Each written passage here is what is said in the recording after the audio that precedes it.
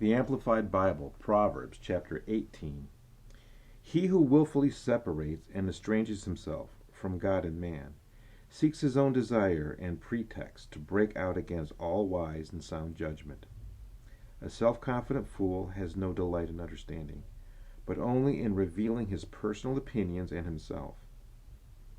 When the wicked comes in to the depth of evil, he becomes a contemptuous despiser of all that is pure and good, and with inner baseness comes outer shame and reproach.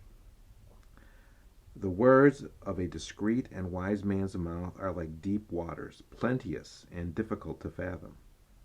And the fountain of skillful and godly wisdom is like a gushing stream, sparkling, fresh, pure, and life-giving. To respect the person of the wicked and be partial to him so as to deprive the consistently righteous of justice is not good. A self-confident man's lips bring contention, and his mouth invites a beating. A self-confident fool's mouth is his ruin, and his lips are a snare to himself. The words of a whisperer or talebearer are as dainty morsels. They go down into the innermost parts of the body. He who is loose and slack in his work is brother to him who is a destroyer, and he who does not use his endeavors to heal himself is brother to him who commits suicide. The name of the Lord is a strong tower.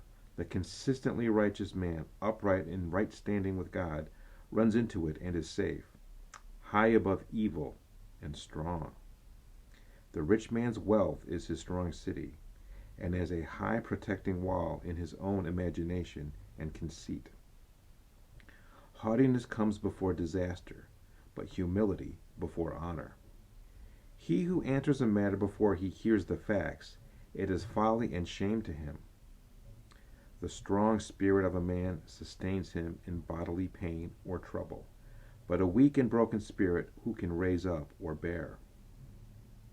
The mind of the prudent is ever getting knowledge, and the ear of the wise is ever seeking, inquiring for, and craving knowledge.